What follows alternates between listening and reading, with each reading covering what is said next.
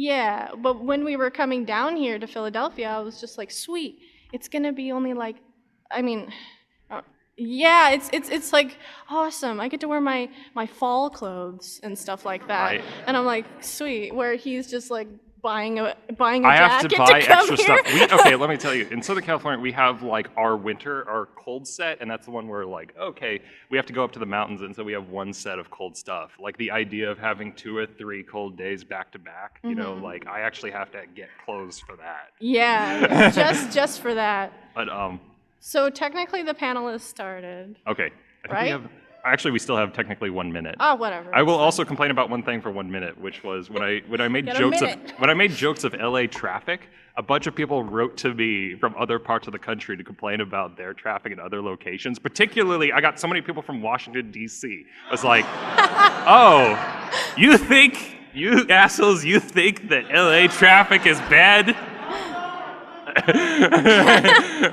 Excuse.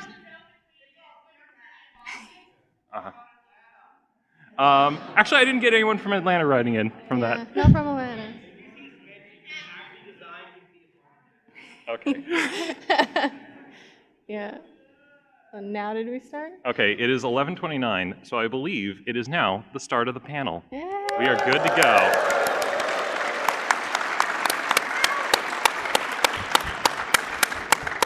So if you didn't know, I'm Dingo from Dingo Doodles.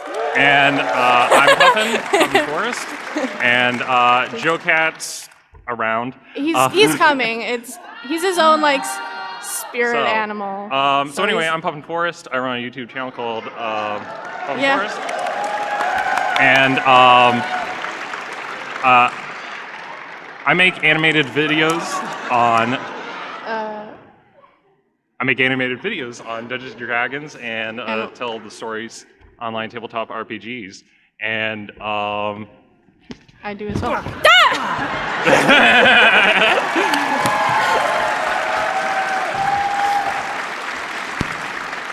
What up, nerds? Okay, you made that head? I did, yeah. You have to wear it the entire panel now. No, I'm just kidding. But you made this bed, you must lay in it. That sword and shield was provided by Patrick. Shout out to Patrick if you're out there. Thank you, Patrick. Okay. Yeah, you're lucky my reflexes are not great right now. Hope I didn't hit you too hard. Anyway, this is JoCat. okay. Hi. So let's go for. So I'm Ben Puffin Forest. I run an animated YouTube channel on Dungeons & Dragons and other tabletop RPGs where I tell stories from my campaign. Started about 3 years ago, and I started with kind of like a mouse and just sort of like drawing stuff like that. And then several years ago, I got into a drawing and a drawing tablet. And before that, I used to do like blog stuff where I'd tell stories online, which no one read. People would come in, they're like, "Oh, this is good work," and I'm like, "Thanks."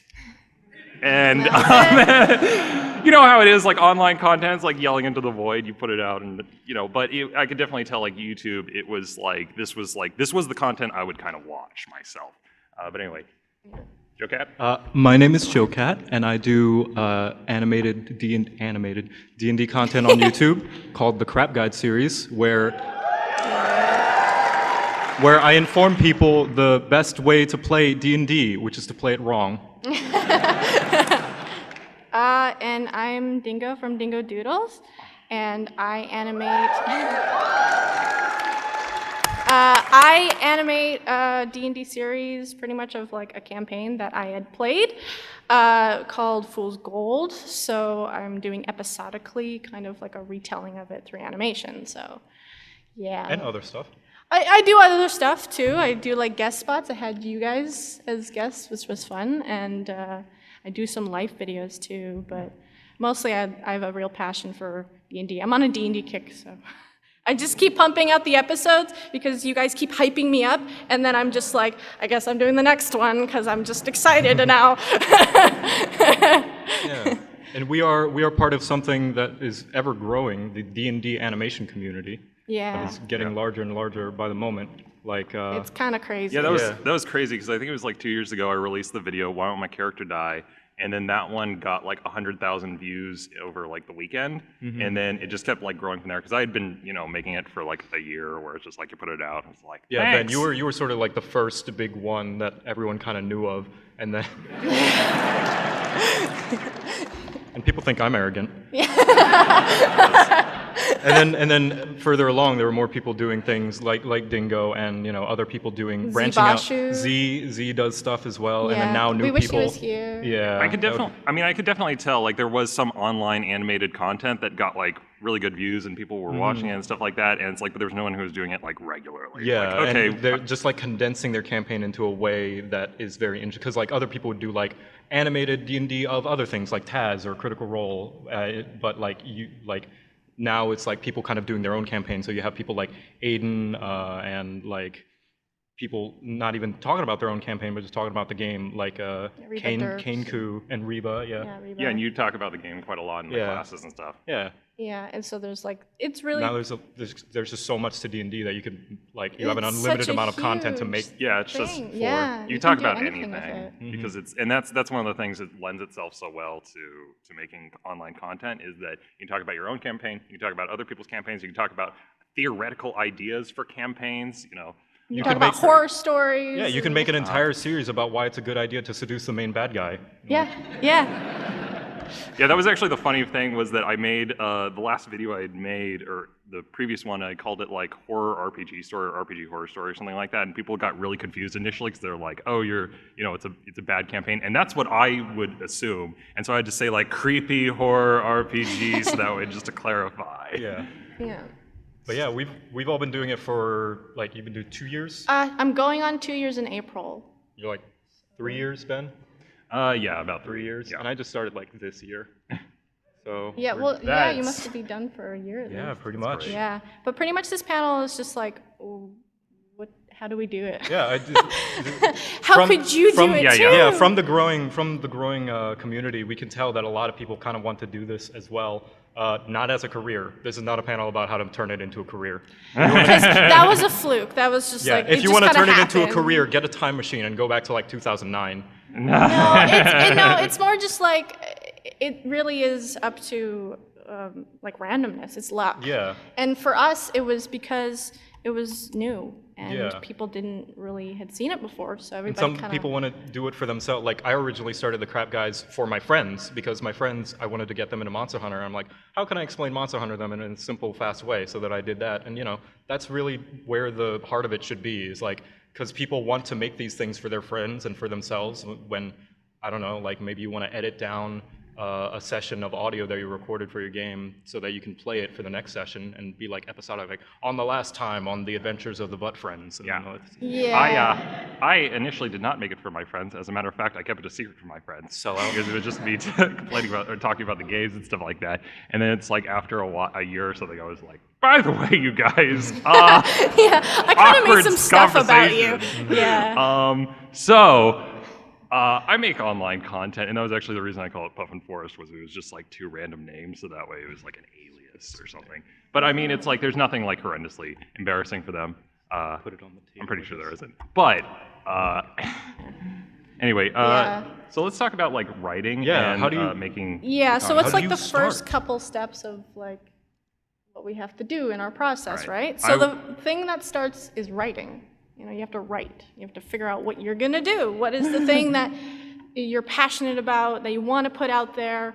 Either it be information about D&D or stories, or I don't know. You want to talk about tieflings. Well, for me, the thing was that I just made videos based on what I would talk to people normally, and I just tell stories like all the time. So I'm like, okay, this is the kind of stuff I would do online, because it's like I have practice with it, and so that was a big like tell for me about like what I was going to go into, and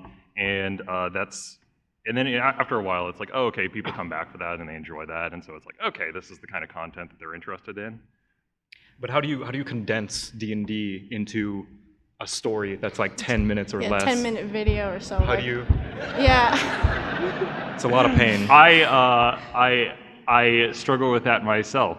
how do you have a 50-hour campaign and try to condense it into like Well, I've 10 never- minutes? That's why I went Anyway, episodic. Like, it's literally why I went Right. episodic, because there's Well, Dingo, so much stuff. you're the only one here who does like an ongoing story. How do you condense each session? Okay, so the main thing when you're trying to tell a D&D story is that you're trying to hit what was really important in that session. Like, what are like the 3 things that was super important? I don't go more than 3 because more than 3 kind of like, there's a lot of information and your audience can get lost. So you really want to just like simple, simple, simple. And then pretty much, so I condense in that way, and then I roughly write about 1,100 to 1,600 words. That's how much my document is for yeah, 10, I second for 10 that. minutes. I have discovered there are a few videos where I will try to go like way over that. There was a super long like your 4th edition 22-minute I video? made that they've been giving me shit about it. They're Yeah. like, why would you do that, Ben? Do you it's want to like, die? Yeah. It was inside of, I had this video inside of me, and it's like, it's all just gonna come out in one shot. In 22 minutes. And it's like, I got this thing that's been in 22 minutes. That it's been inside of me for 5 years, that video, and it's all got to come out at once. Yeah. And I think Gross. another thing about writing D&D is kind of quickly summarizing things, mechanics, and like different parts of characters, because even though some people know about D&D, well, first off, some people don't know about D&D, like, how would you explain it to your grandma? That was a Yeah, how surprising would you thing. explain was it to your grandmother? A surprisingly large chunk of my content, the people who watch my content, have never played D&D, and so if you're talking about armor class or something, or saving throws, they're like, whoop. Yeah. But if you bring up like, oh, there was a spell and got hit, blah, blah, blah, blah, blah, blah, and they fall over, like, Yeah. that's a little bit more And also, understandable. But- whenever you're telling a story like Dingo, it's good to reiterate these things in case somebody's joining in or somebody doesn't know the character. It's like, so-and-so is a warlock, and they have a feature called this. Like, some people might play warlock and don't know about X feature or Y, spell.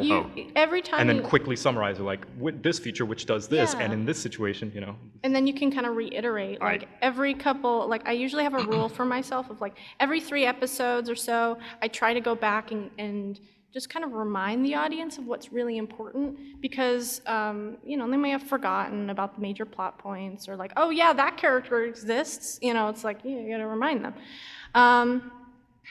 But a lot of it with writing for D&D has to do with like, I don't know, I'm losing my train of thought. Oh. Joe, help me. I don't know where your train was heading. Yeah, I know, snag the I track. know. can It went snag off something the for a bit. rails and now it's gone. You'll get your thought back. I'll take it. So I did not actually answer the question. I just slammed my head against the thing. So I needed actual answer, which is that, so like I'll have 50 hours of campaign, and a lot of the stuff is just boring. It's just boring. It's like trading AC blows or something, or players talking about this or that, or they have like a 45-minute conversation that goes nowhere. And so there's a lot of paraphrasing that gets done, where it's like they had an hour-and-a-half conversation, which basically boiled down to, we can't fight the dragon yet.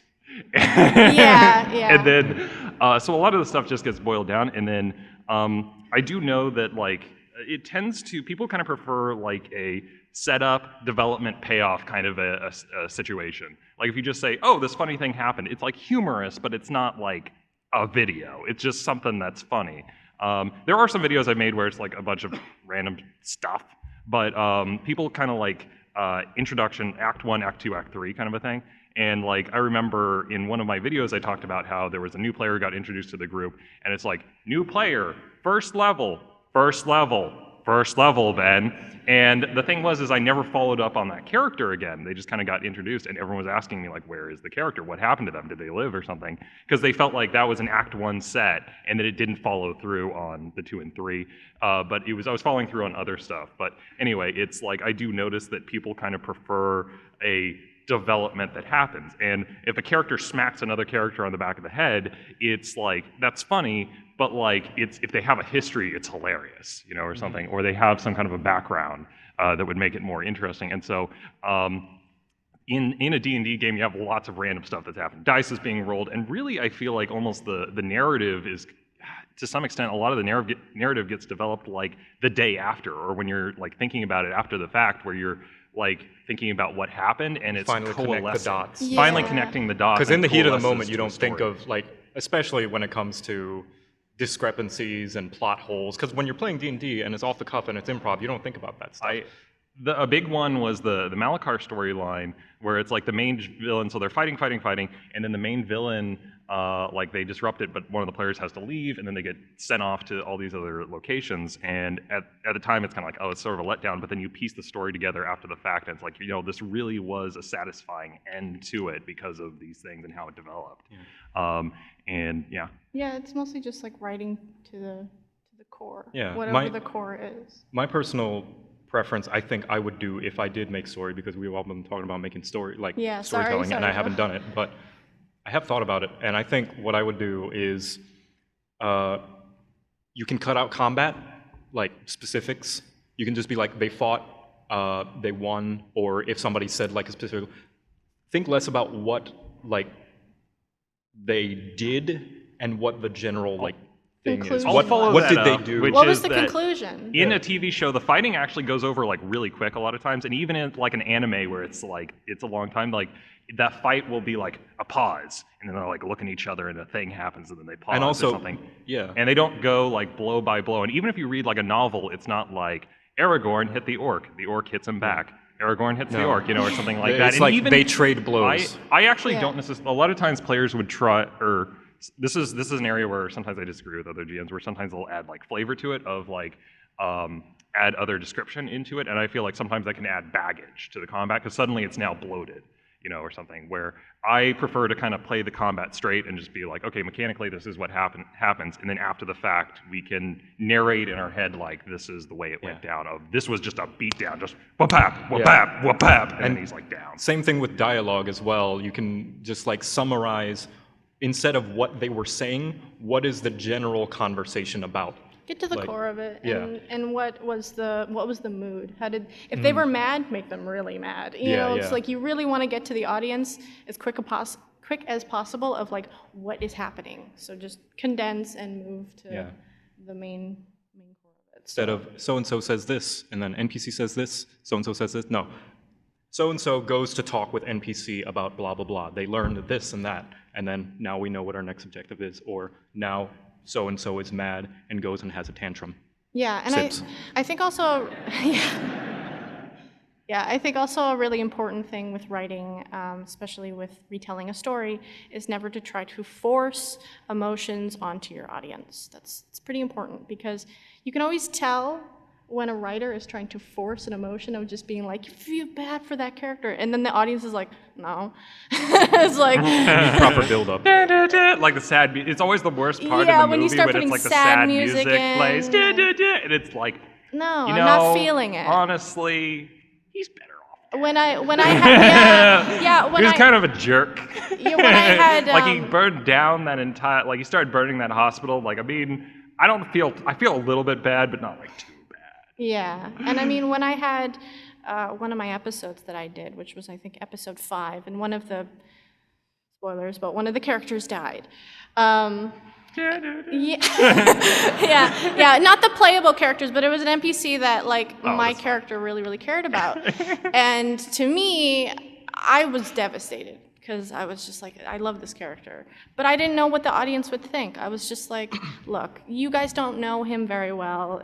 It's okay if you don't feel anything, but I'm crying, But I'm really upset. And it's just to be honest with your audience and just be like, look, you have to understand that they haven't had that time to really dive in and like that character sometimes. But it also turned out that like all my comments were just like, oh, I'm crying, and it's like, me too. Me too. So. But anyway, talking about. Oh wait. One thing, since I'm like the outlier, I didn't talk about making jokes. Yeah. And how to be funny. How to be funny. How to be funny. I need to. The easiest way to be funny is. All right. Usually. Like. Usually, okay. The funniest things are usually relatable things. You notice in a lot of my videos, I make things like, oh. I say things like, oh, awkward moments, like figuring out if that teasing comment really hurt your friend's feelings or not, and you don't know. It's like, you know, people have been in that situation sometimes. Just like you're gonna hear that word for word in my next video. and of course, the last resort is always self-deprecation. Don't know what to make fun of. Make fun of yourself, because you know yourself the best out of anyone. Yeah. You know what makes you embarrassed. So odds are maybe somebody else is embarrassed in the same way, and then that can be like ow, you didn't have to come to me like that. Yeah. That kind of humor is always good. But yeah. Basically. But anyway, moving on to like audio and. Push the button. Thank you. So. I had to tell everybody that's happening. Anyway, how have you guys handled audio? I mean, Joe, I'd like to hear you first, because Yeah. I always love your audio. Your audio. Thank you. So snappy. If you want good audio, the best thing, like, mic can help, but like if you just get a decent even USB mic, it can be fine with some nice like finicking with Audacity. The best thing that you need that will help the most is a good recording environment. Put up cloth everywhere, get some soundproof foam, make sure the room is small. If you have a car, go into your car. Go into your and car. Record. That's what I did before. Take your laptop, yell into the void. Have your brother over here give you shit about it. Yeah. Probably tell your mom. Was someone trying to kill you, Ben? No, Will. Learn I'm that voice acting. I'm a that your famous parents- YouTuber. learn that Thank your you very parents are much. I'm gonna be famous. disappointed. I have work to do. Oh sure, Yeah. work. Okay. And turn your audio gain down real low. Yeah. As low, like even if it's like you can barely see the waveform, because you can always turn it up. But if it's like too high and it's clipping, you can't recover that audio. It's like, it's done. It's gonna be like, and it's like, sorry, that Too was much, loud. yeah. It's gonna be too much and you can't get it back. Yeah. That was loud, I'm sorry. I think it's also it's like you're not used to if you start talking for the first time, it's so weird. It's so because the problem is you're trying to do it naturally, and there's no way that you can do it naturally. Hello there, I am Ben talking to you right now, and it's weird because like sometimes people like ask me like, is something exaggerated? Is it over the top or something? And it's like, dude, Yeah. I'm reading the script. Like I'm trying to be as natural as I can. That's one thing that or just comes with authentic practice. to the It character and my does. emotions at the time. But it's like it's so weird to try and recreate those emotions when I'm in the car with a microphone, hypothetically, and With the police officer knocking at your freaking window. and then officer, this is perfectly normal for Just me. lots of screaming. Excuse me, sir. It's Yeah. okay, this is for a YouTube channel. I'm sure officers will always appreciate when you Yeah, explain I'm that a you're from YouTube. YouTuber. Excuse me. Yeah. I'm not Drop living out that of my line. car. That'll go well. Oh, and always use a compressor on your audio to equalize it, because you don't want to like have talking Yeah. real quiet and then suddenly you're screaming and then blow out everyone's eardrums and then they Yeah. have to turn it down. You want to equalize your audio. So for me, for audio, like I don't have much technicality other than like I have a Yeti. I have like the most basic that you can get, because I was just like, I don't want to spend like $300. I'm good with $100. So I use that. I actually don't have any like sound wall. I literally am in my bedroom, and then I close all the doors and I make sure everybody's out of the house. I'm just like, I go throughout the house and I'm like, I'm gonna be screaming. You know, please tell everybody that I'm not dying. So I go into my bedroom and then I just have a chair and then I just speak. But for me, it's a lot of, I want it to sound like you're in the room with me. Like I want to have a conversation when I'm doing these recordings, because the whole telling of a story just feels more natural if you're thinking of it being like at a party. Because before I did YouTube, that's what I would do. I'd go to a party and be like, hold on, I have to tell you about this one time. Yeah, you got to tell it like you're telling it to a I friend. sang karaoke and it went really bad. I had to practice a bunch of voices so that way the characters could get differentiated, because earlier on I did not differentiate the characters by voice, and so you had this problem where it's like they all kind of blended together, because I would just speak in a normal tone and it's like, this is not gonna work. I have to have different voices. Yeah, like even accents. I have like 5 I could do, and there's one accent I can do, and that's absurd. And damn it, he stole that accent. Now I can't use it for any other character now, because he like owns that character. And so, because the thing is, I would use that absurd accent for like other characters. I'm like, oh, hello there. Okay, this is me. I'm doing my accent. And then, because it's like I had the one, and then now he took it, and so I can't do it again. Yeah, and I find that with like voice acting, which I mean, like, I'm still very much a novice. But if it feels cringy, you're doing it right. Yeah, I think there's also this instinct. I remember when I first started, I would like, hello, okay, I'm doing, and you talk like really soft spoken or something like that, because it's weird. It's really weird to just be by yourself, just kind of shouting into a mic. Yeah. And then it gets slightly less weird as time goes on. You just keep doing it. I totally get it if you're not comfortable. Believe me, I understand. But you have to just keep pushing through and realizing that you have to do what's best for the video.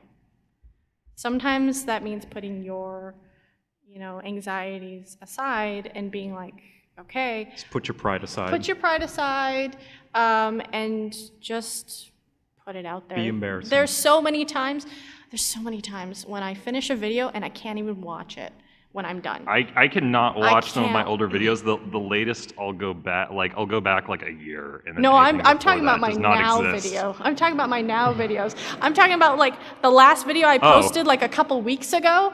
I would finish it and I'd be like, can I have Felix, can you watch it? Tell me if there's something wrong, and then I'll upload it. It is the worst feeling in the world when you upload a video and like, I will rewatch it or something and like, yeah, totally should have fixed that last week. Totally should have fixed that last week. Well, my videos are perfect. But, so. Okay, thanks, Joe. Yeah. That's great to hear. That's the biggest thing when it comes to any voice acting or like creative is like you just have to let yourself be embarrassing, and you are gonna be cringe, and you just gotta get over it. Yeah, you just have to move forward. Because eventually that cringe is gonna turn into like genuine, like good substance, and it's gonna be like, whoa, that looks so natural. They can just do that. Yeah. And if you're still uncomfortable, even the professionals cringe at themselves. Freaking like, I'm sure Matt Mercer sometimes listens to his own voice and is like, ugh. But anyway, getting on to animation, I will now pass Click the button. the buck. I will now pass the buck over to these two and kindly fuck off. Can we get? Can we get this? There we go. Cool. Okay. Rad. So anyway, the thing is that these two have way more background in animation and artwork than I do. Yeah, I think Ben, I think you should go first. Yeah, because that's you, why I think you should great. go first. Yeah, you. Well, that's good. That's great. You did. That's fabulous. You did not do any art until you started your YouTube channel. Which blows my mind. I hated art. Hated it. And if I could go back in time and talk to my high school self and be like, hey, by the way, you're going to be making cartoons, I would punch him in the face multiple times. Because I just hated it, because it's so slow. It's like writing, but like really slow. You're like, hey, I want to draw this thing, and then you spend like 2 hours on it, and it looks terrible. Like, why would people do that? And it was actually what happened. Once again, I was running a blog, and I was like writing, and I'd tell stories and stuff like that. And then I'm like, oh, I kind of want some art for this. And then I saw an artist working. And I think the thing that really sold it for me was I realized like they were making mistakes and kind of going back over it to like fix it, where someone would draw a line, and I'm like, and then they erase it, and I draw another line, and I'm like, oh, like, and it made me realize how like, they're fixing stuff, they're going along slowly, and seeing the sketch work and realizing their thought process. I'm like, hey, I could do that. And then I tried it, and I was like, oh, no, I can't. But I got into art more as kind of like an intellectual thing of like, I can't do it, but why?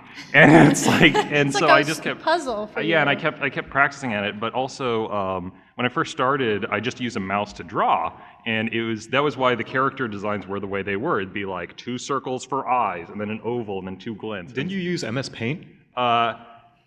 I used something very similar to MS Paint that was like the bootleg version of something else. But anyway, so I started drawing with that, and so for the first year, all of my art was done with a mouse, where I just kind of click, click, click, click, click, and then I started using a drawing tablet, And the first one one of the first ones I did with a drawing tablet was the Critical Role video, the animation for that. And that was because I was like, if this artwork looks terrible, I'm going to get stabbed to death. And so I love the fans. It's just that I'm like, I really want this to actually look decent. And then people are like, oh, this is pretty cool. And then the next one I made, or one of the ones I made after that was like, well, my character died, and then it became better. What would be your advice for someone who has never drawn before? What's something that you wish you knew when you started? So the thing is that to me, I almost look at art or as drawing as it's almost kind of like writing, where you like learn a form, like you learn a certain move to make a certain thing, and then you just remember those small components, and then the components come together for character. So it's like this piece plus this piece plus this piece in the same way that like letters, but it's a very complicated language in a way. And so you kind of make certain motions over and over. And also when I would draw, it's very different from writing because I would just go like this and do chicken scratch. And then it wasn't until later that it's like, oh, you're using your whole arm like to make certain things. And if you don't really draw, it's very unusual. And plus, I was always worried about like, oh, the line's not straight, it's gonna be kind of squiggly. And later on, I realized like, oh, it's like sometimes people use like a stabilizer, or they just have so much experience that like they do it quickly or something. There are little tricks that they can use to make it stable. Because I always would be like, it's got to be a perfect line and can't be going like, and then it wouldn't look right. And yeah, Just like the other skill, you got to let yourself be cringe. Yeah, you gotta. And on the opposite side of the spectrum, you literally do drawing as a job, like yeah, before I did previously. and now. Yeah, because I mean, I'd drawn my entire life. Drawing was like the one thing that I was good at. So yeah, I went into college for it, but it was like a 10-month program. I couldn't do like a 4-month or 4-year program. I'd get too squirrely and jump out of the window. I can't do it. So I did like a 10-month program of just like digital art and traditional art. And then I took a year off, and then I went to 2D animation school as well. So that was a 12-month program, and I wanted to just learn it. I had this like urge of just being like, if I don't do this, I'm gonna regret it for the rest of my life. And I didn't know why. I was just like, okay, I guess I'm gonna go. And I just did that, but on the side, from 2012 till YouTube, I did comics. I'd drawn comics in high school and all throughout my life, but then I was like, you know what? I'm gonna take a swing at it. I'm gonna try to do comics. And the comics was like one-off, funny panel kind of thing. It wasn't like a running story or anything like that. It was literally me just trying to figure out how to panel things, how to tell jokes. There's really terrible jokes in my old stuff just because I'm just trying to learn how to do comedy and stuff like that. So I did that for a while, and then eventually I got contacted by a game company that was like, hey, we saw your comics. I did a comic that kind of went a little viral, whatever it was, but it was like a Sombra comic. So if you guys know Overwatch or something, when Sombra launched, I made a funny comic about it. It was like something about Wi-Fi and all that stuff. But they saw that, and the company was like, oh yeah, can you do that? But like 60 times, and I'm like, okay, sure, for our game? And I'm like, yeah, sure, I'll make jokes for your game. So I did that for them for about a year, and that was a lot of fun. That was a big learning experience for me. And then I would actually get a paycheck. I was like, yes, finally, I made it. You've done it. Success. Yeah. I mean, previously I had done commissions and tried to do that for a long time, but finally I had like an actual pay stub. And then I kind of, I paid for my rent, and I paid for very minimal living, and I saved every single dollar. And then I had accumulated enough money at the end of that year contract to literally have a year off if I wanted to. I was like, okay, I will still be poor, but I will be enough that I can do whatever I want for an entire year. And that's when you started animation? That's when I started YouTube. Right. And how would you... Can I step in and talk to the conversation about how we met around then? Sure. All right. What happened? I can't remember. So what happened is that she contacted me and she said like, hey, I'm interested in getting into animation, making Dungeons and Dragons stories. And by that time, like 20 other people had contacted me about that, and they'd send me their videos and stuff, and I'm like, good, good job, because they want support. And it's like, what do I need to do? It's like, I don't know. And so, but anyway, so this person contacted me, Dingo.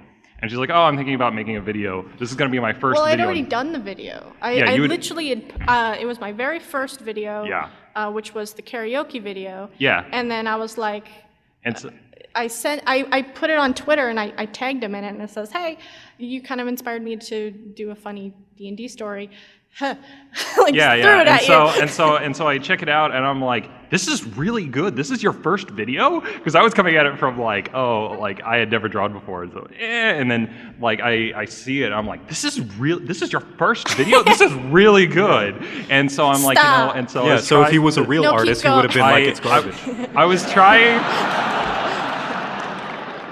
and I kind of gave her the spiel at the beginning of like, YouTubing's really hard. Like if you want to do other ones, it's going to be a rough road. And then like in the first week, she gets like 100,000 views or something. I'm like, she's fine. Like, okay. Well, yeah, because we were going to Skype or whatever and talk. And we were going to Skype like at the end of the week after. And she had like 100 subscribers. And by the end of it, she had like 10,000. It's like, there's nothing I can tell you that you don't already know. Yeah. Like, but on the topic, though, what is something that you can tell people that they don't know if they would want to start getting into animation? Something you wish you knew. The one thing, the big thing with animation and drawing in general is like, life drawing is super duper important.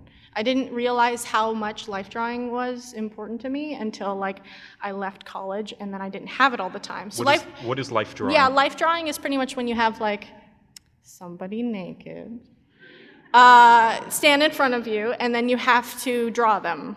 And you can put pants on them if it makes you feel comfortable. But pretty much we did that in class all the time, and they would be doing poses like every 5 seconds almost. It was like 5-second pose, 5-second pose, and you'd have to draw it really, really quick. And by doing those courses, I did so much growth in those things, and that was super important to me. Learn form and silhouettes and posing. It's form and silhouettes, and learning how to draw fast and trusting your eyes. That was the big thing. For your hand to translate with your eyes is just like, you have to learn to do that. It's not natural. You have to focus and keep working at it. Yeah. But also with animation, pick up the book by Richard Williams, the animation book that he does. I can't remember. But the creator of Richard Williams is. Yeah, and also the the Animator's Survival Guide with the 12 Principles of Animation. Is that the one? No, that's Ollie Johnston. Yeah, I will say I'm always continuously impressed by your guys' artwork. It looks phenomenal. And pace yourself. As someone who doesn't pace themselves because I'm a hypocrite, pace yourself. I hope you guys who are fans of him appreciate him. He's been working nonstop on his video. I'm done though. It's uploaded now. Oh, yeah, he was doing it all I did not day know you yesterday completed that. and today. He was before this panel. He's like, I'm working on a video right now. But yeah, one technical thing. Learn how to do in-betweens. For those of you who don't know, in-betweens in animation is if I draw one pose of my arm like this, and then I draw a second one like this, instead of going straight ahead, drawing it here, here, here, here, I don't know where the arm's going to end up. I draw it here, and then I draw the middle here, and then it's going to look pretty natural. Do that with everything. That makes animation so much easier. Yeah, because you have to cut corners when you're making such a huge amount of content. Like to be honest, our stuff is like, I call it slutty animation, but it's just like you have to cut corners where like my stuff is all black and white pretty much. However, you can trick people by using colored lines. So if you have a background, and let's say there's a bush, just draw the bush green, like with a green line, and your mind will naturally fill in that color. So. Ooh, also change the scene a lot. Don't do the same like. No, keep going. I didn't tell you to stop. One thing a pitfall that I run into is I'll draw a scene the same way as if the camera is like looking at them from a profile view and you can see their whole body for the whole thing. Change it. Maybe do a close-up. Maybe at a low down view or high up yeah, view. I totally have Change, that same yeah, problem. Yeah, have variation Why- to make it interesting, because it's a visual medium. You want to make it interesting. It doesn't even have to have motion, you know. Like, and another thing, another corner you can cut is how you do Dingo, where you'll take the character and you'll stretch them like away before they do the motion, and it can kind of give you the illusion of like the anticipation of like, I'm gonna go this way. Yeah. And a lot of animators do that. You can just do a little squishy and, Yeah. and you're done. Yeah. But yeah, there's lots of things you can cut, and you kind of also need to, with animation, get into the mindset of like, it's good enough. Move on. Learn to finish it. Don't add minute detail. Like if Don't it's like not, perfection. don't perfect You it. can't. You can't with You'll never animation. will, and you'll never finish it. Yeah, Just and like shove it out the door. you can see the progress from like my first video to the latest one. You can see progress of just being like, I've gotten faster, I've gotten, the lines are cleaner and stuff like that, because you get more confident as you go on. But if I had just spent my entire year on one video and be like, it's gotta be perfect, then I wouldn't have had that growth. I would have just kind of gotten stuck. So you need to just get into the idea of that nothing's perfect, and you're gonna do way better if you just keep moving on. Okay, so moving on to avoiding burnout. Burnout. Burnout. Yes. Burnout. Because we are in a very, like, I mean, normally in people in most jobs, like, they do get burnt out of their jobs quite quickly, but in ours, like, it's such a passion-fueled work where it's like, ooh, I'm inspired to make this thing, that then when you're out, like, you're just done. It's so hard to tell jokes because it's like, ha ha ha, I'm making a joke. So especially if this is going to be a passion and a hobby thing for you, which it is, it's not going to be a career. Don't crush people's dreams. Well, Jeff. I don't want to set them up and be like, No, oh, you're going to go to no. VidCon 2019 and Don't meet. make promises you can't keep. Yeah, just like, because like I don't want to be like, you're going to go in the YouTube Like Rewind. that's what they sound like. That's them. Yes, you're going to YouTube Rewind, and you're going to meet Psy again. He's releasing Gangnam Style 2. But like, if you're not feeling it, stop. Try something else. Even if you still feel like, oh, I want to keep doing animation, but I'm not feeling it for some reason. Try a different subject. All right. I gotta ask your guys' opinion. How do you feel about how's your cycle been for like burnout? Do you go through it on like a regular basis, or do you think? Also, just to clarify, burnout is just when you're just like, I just don't feel like making a video. Yeah. Like I just don't have it. Yeah. Like I you am- love it and you wish that you could, but you're just like, I can't, and I would just like want to do something else. One thing is to try to implement that passion into another thing. Like for me, after I did the wizard video, I started doing Nuzlocke videos, and I still did animation, but I just did animations for the intros and outros, you know, as a way to practice, where I'm still doing animation, but just like not in the same form, and it was just something slightly different, and that switch it inspired up. me again.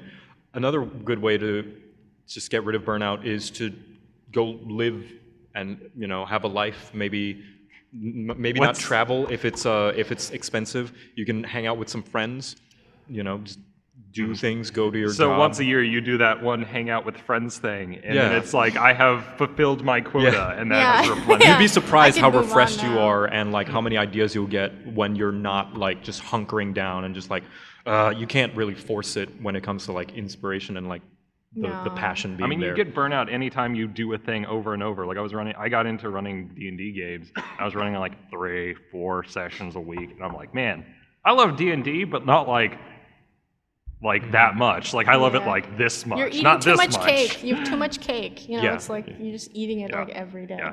Gotta But diversify your meal. But for me, I kind of go through like burnout cycles where I'll be kind of like, you don't really hear from me for a while, and then I'll work on other stuff that like doesn't get released, or like sometimes I'll have like, you know, I'm in burnout phase where I'm writing like 3, 4, 5 scripts, and I'm just like, I can't record the audio for a while, so sometimes that causes a bunch of delays. And then other times I'll like, ooh, and then I'll be like putting them out. But there was a period of time when I first started the channel where I had like a winter break to make videos, and I was just waking up and then making a video for the full day, and I'd go to bed. And that was my entire day for like weeks and weeks for several months, and I was just like, that not I cannot, normal? that is not, Is that not normal? Ooh, one thing. Okay. If you have a project that's in the works, and this goes for anything, like any sort of hobby or like passion project, if you have a project that's in the works and you really want to work on something else, at least finish that project first, but don't go back to it, and like at least finish it. and like so that you can learn and get better at finishing things. Because if you Then only move start on. projects, you're not going to be able, like, as it gets closer to completion, it's going to look bad, and you're going to be like, but that's because you don't learn how to finish. I also do that thing where I have like multiple projects, and then one of the projects gets stopped, and so I and then I go over to something else, and I start Yeah. working, and then I get stuck there, so I'm like, Yeah, that can be a problem. It's like when you open up the save file of like an old game and you start playing, and then you're at a part that you got stuck. It's the one part you hated, and so you boot up the game and you get to the part and it's like, and then you quit the game and then you boot up another one. It's like, another game I didn't like. But basically, finish it and then start that thing you're passionate for. If it's like if you're working on like a series like we do, like, and you're not feeling the series, come back to it later. Finish the one you're working on, come back to it later. Go work on that thing that you're like, oh, I can't wait to do that. Go do that. Yeah. It'll refresh you. Change of pace is good. For me, with burnout is, it's a constant struggle because like every video, I have a period of time where I'm just like, it's like a week where I can't do anything. And I actually have to completely step away from social media because like I love getting comments and messages and stuff, but it gets a lot, and not because it's bad, but just a lot. It's like it's a room full of people just went, hello, and it's like, you know, it's a lot. So I have to pull away, and I have to be like, no, I'm okay. Doing my own thing. So pretty much I like turn off my computer. I'm off of the internet for like 3 days. But then I go on to Netflix. So, but it's pretty much like, oh, I have a series I have been neglecting because I've been working so hard. So I'm just gonna binge it now, and like, oh, I'm gonna go to the pool and swim, or like I'm gonna go for a walk. And This is also important. Have a dedicated workspace and time, and have a dedicated play space and time. yes, When I was in college, the place where I ate, slept, played games, and worked were all the same place, and it ruined me. Don't do that. no, it's rough. Even if you can afford it, have a dedicated work computer. Don't put games on your. I wanted to write a novel, and I used to work in my bed, typing stuff out, and that was the most miserable thing because it's like you're in your bed typing, and then you go to sleep, and you spend another 8 hours in the bed. Yeah, because that's become your workspace, and you're like, I could be. It is I the could be most typing depressing thing in the world to spend like 16 hours just in the bed. Yeah, because your brain associates that bedtime with you typing, and it's like, I feel like I'm wasting time because I'm not typing, so that anxiety is keeping me up, and then you just die. Yeah.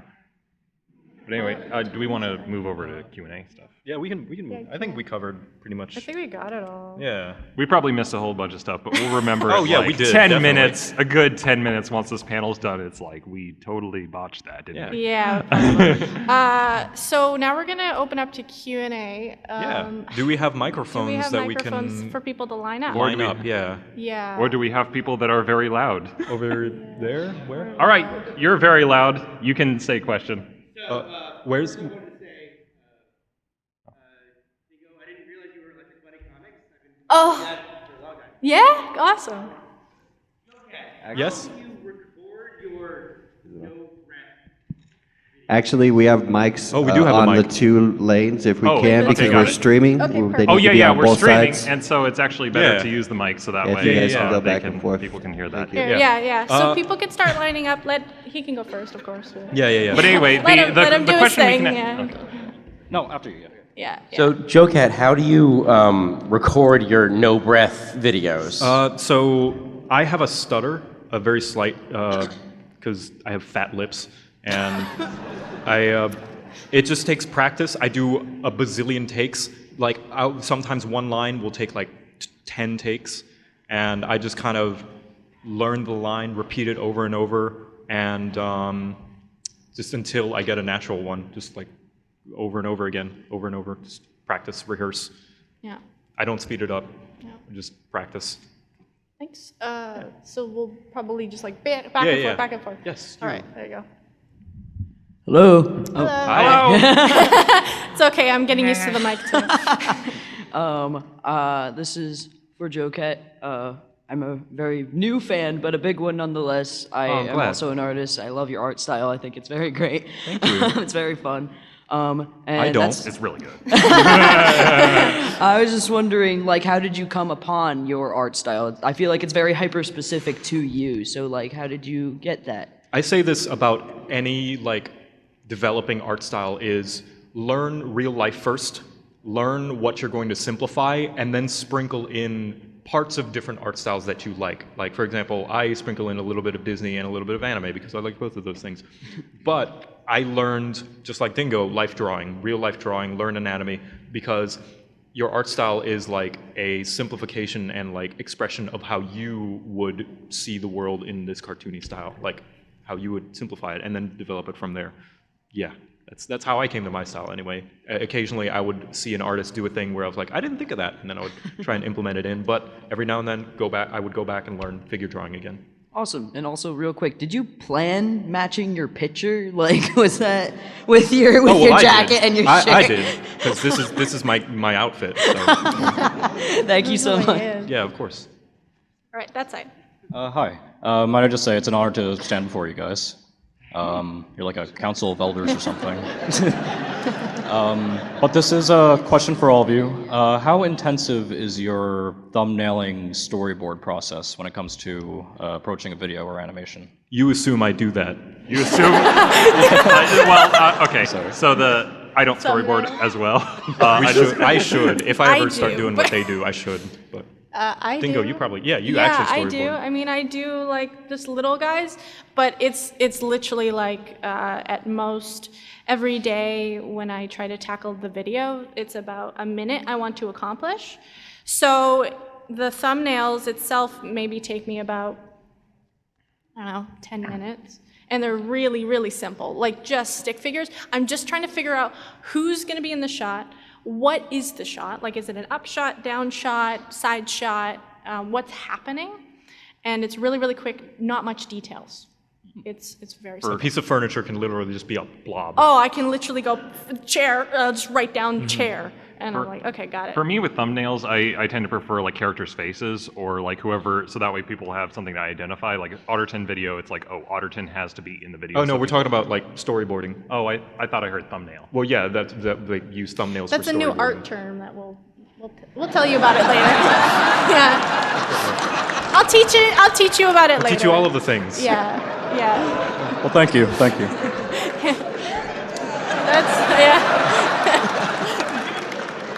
Is this good? Yeah. It's only like 2 for close. As you guys have been doing your videos and whatnot, have you thought like of what you'd ideally like to do next? Like, for example, like for Dingo, you know, currently you're doing the Fool's Gold stuff and things like that. Do you think your next set of videos after, let's say, that wraps up, would it just be another campaign? Would it be more like self-enclosed stuff? So like, what's our next big project? Next big Well, project. like how does like inspiration hit you? And then there's also like that nervousness of like, well, is this going to be as well liked as what I did before? And how do you deal with that kind of struggle? You know? Ben, do you want to go first? I worry about some of the old stuff. Like the thing is that if you've been making content for like any length of time, what happens is you have some videos that are like really strong, and then the next video that comes out is like not as strong, and you have to be like, oh, this is just funny, because it's the problem is that if you keep trying to like one up yourself over and over, you'll never make content. Even as like a GM, like you're running games, like you'll have a game that goes over like really well, and like, ooh, it's got to be like 10 times better. And the problem is sometimes you get content that's like really strong, and it's like you have to just kind of be okay with like, this is just good or great content.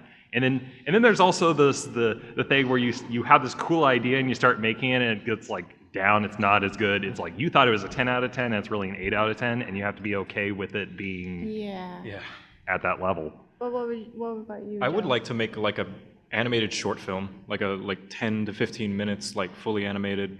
I don't know what it'd be about, but I would like to fully animate something to the level of my Nuzlocke intros. Totally. Yeah. For me, I mean, the Fool's Gold campaign, actually, it's like, I looked at how many episodes it'll probably be. It's gonna be a few years. Like, yeah, it's a long campaign.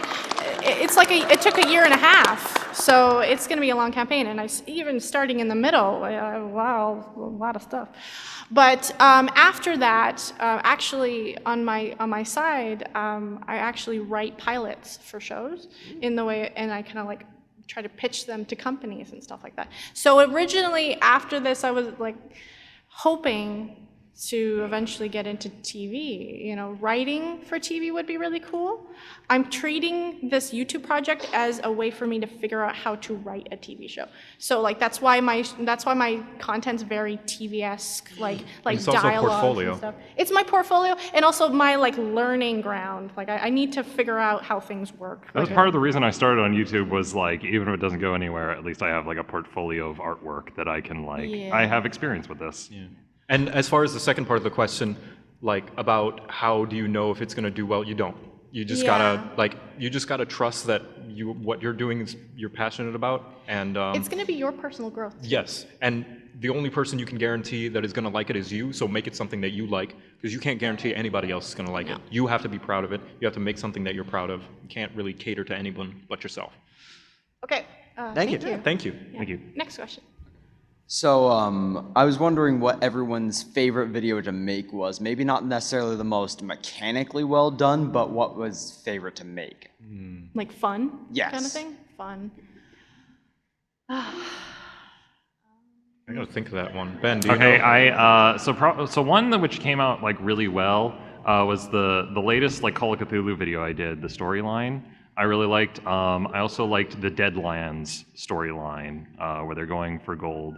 And then the other one that I really liked was there was one with Bernard the whale and Bitey the spider, and then at the end it has the joke with the turtle friends where they're like, "What's your guys' name? Turtle beep," and it's like I'm not going to talk about that, which my comment section has been bringing up on every single video. I think my favorite is not even a D&D, it's a game video. It's my overly edited Persona 5 series, because I get I'm a graphic designer, I have a master's degree in graphic design, and I just loved recreating all the like UI stuff and the pop-in, and I made like a red and white Persona style Pog face, and it was great.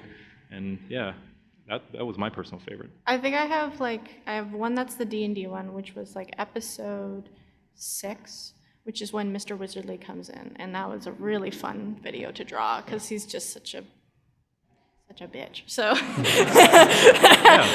so it was fun to draw him, and it was really fun. And then I had a life video that I drew about me in water, and that was really fun. Yeah, that was really fun. I loved just going hog wild on that one, and just kind of like stretching my legs and having fun. So, yeah, that was really Thank good. you. Yeah, Thank thank you. you so much. Next question. Hello, good afternoon. Hi. So I heard the story that you were inspired to go through Fool's Gold when you saw Puffin, and you're like, here's my thing. And I noticed a similar animation where characters here, and it smashes it, and it works. I've seen it throughout distinct styles. How much artistically are you looking at YouTube and kind of going to, and not stealing, but I mean being inspired by other artists and their styles, and also from where you guys started, like an awesomely apocalyptic karaoke story, a character death, how to do D&D poorly. Do you start with the premise of, I've got funny stories, so I'm going to use a cartoony style? Or did you start from, I've got a kind of cartoony style, I'm maybe going to go a little more humorous? Right, so what came first? Yeah. So it kind of chicken or like, the egg? or Yeah, so how are Dingo, you influenced artistically, and what comes Yeah, first? so the Dingo, story how or the much of a drawing? Jaden Animations clone are you? Yeah. It's art. It's No, inspiration. No, I know. We're friends. I know, we're Don't friends. hate me. You steal from everything and Yeah. is inspiring. Yeah. Do you remember what I said about the teasing making someone legitimately mad or not? Now I'm feeling that right now. No. No, actually, well, it was definitely like watching the Storytime animations, just like their format, because I really like their format. But as for my style, like the way I draw, that's from like my comics, which was like, I just kept getting my eyes bigger and bigger, and it just kept going. That's actually stemmed from like a DeviantArt account that I saw, and I was like, I really like their style. And I kind of took some inspiration of their style, but it eventually morphed into what you guys see now. But as for what came first, I think it was the art. And then my humor kind of fell through, but it really goes hand in hand. where I think in jokes. Okay. Also, the other thing about the eye thing, like, I think everyone realizes when they start drawing, like, there's so much space on a person's face. Like, the eyes are tiny. Like, you could, like, gotta look, fill all this it up. forehead could be taken up with 2 giant eyes. Yeah. So, Like, really terrible design the way. Was there anything that inspired you, Ben? Yeah. That you take inspiration from? For me, I started with the Goofy stories, and then I had to adjust and do art, and then it's like you realize, like, this story deserves better art, and so you start practicing and stuff, and then get, like, hopefully better and better. so yours was stuff. story But- before the art. Yeah, but it's also, for me, it's the realization, like, expressive faces are a huge part of the story for me, and so that's why I started practicing on. And for me, I just really liked this one character from RB and the Chief. It's Master Chief, and he's a big jerk. And he had a show where he would review games badly, like he reviewed Ocarina of Time, and it's like, oh, look at this controller, it's dumb, it's got 3 sticks. What do you do with the 3rd stick? Shove it up your butt? And I was like, oh, that's hilarious. This guy's And- hilarious. Yeah, and I'm like, I want to do that for the stuff that I like, because that doesn't exist Actually, for the one stuff of what of I the like. first videos I made, so I really like Zero Punctuation by Yahtzee. That one, yeah. And what That happened one. is I started, I actually tried, the first time I ever made a video, I tried to make it similar to like I was borrowing from his style, and then like within like 10 seconds of making the video, I'm like, no. Yeah. No. I forget if I got through the script or started reading it, but it's like the other thing is his style is so different from the way that I naturally do my humor, kind of a thing, that it's like, I can't, this is not my... Whereas his this not style how is I do something it. that I completely ripped off. And yeah. Yeah, how and much then- of a clone are you? Yeah, well, about 90%. The drawing is like the other 10%, and then the drawing came second because originally I did it for Monster Hunter where there was no drawing, and I was just like, well, I'm going to do it for D&D, but there's not enough B-roll for me to use. I would have to go through so much B-roll, so I was like, well, it's a pen and paper, so let's draw. How would this guy draw? Well, he would draw like this, and then that's how it works. We do only have 2 minutes left, so we're going to rapid Oh fire. my Thank you for the God. question. Next. Okay. So, first up, I want to thank you, JoCat, face to face, for the Surfetched video. You're welcome. Because that came out of nowhere and that was amazing.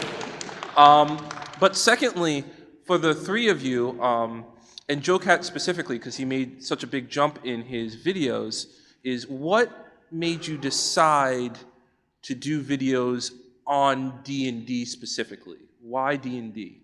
Because I like it.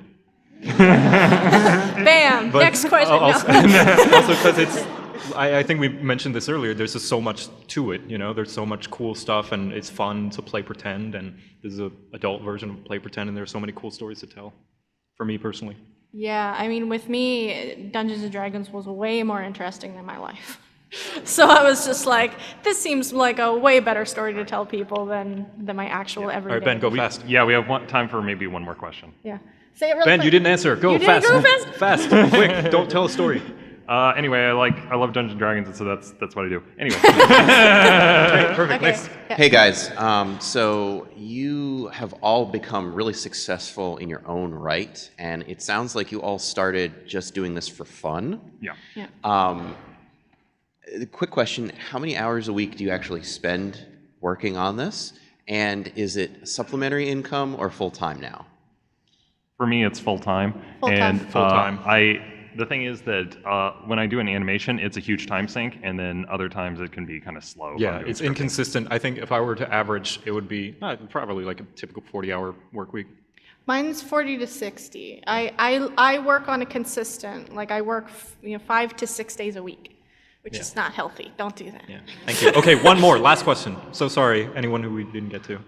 Sorry. So, Wait. Ben, Puffin. Yeah. I only recently just became a fan of your videos. I looked at them and I just go, meh.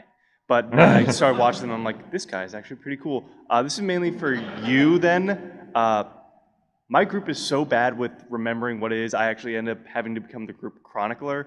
I just want to know, like, do you do that when you like run groups? Do you go into this thinking like maybe something in here is going to be funny, or do you just go in and just play the damn game? So the thing is that honestly, I just kind of play. Like I do have a bunch of ideas going in, and then I have to remind the players what's going on. But I think sometimes you just kind of go in and play, and then just see what comes out of it is the best option. Okay. All right, thank you so much. Thank you. Thank you everyone for coming. Yeah, and one Appreciate last thing. Yeah. one last thing. Today at 2 o'clock, I will be signing at booth 4001. 4001 at the Deck of Many. Can I come? Yeah, you can come if you want. But yeah, so I'll be there from 2 until I get tired, which is, I'm trying for 4 o'clock. So at least till 4, Okay. I'll be signing. Very cool. I'll do it. Thank you so much. Yeah. You're all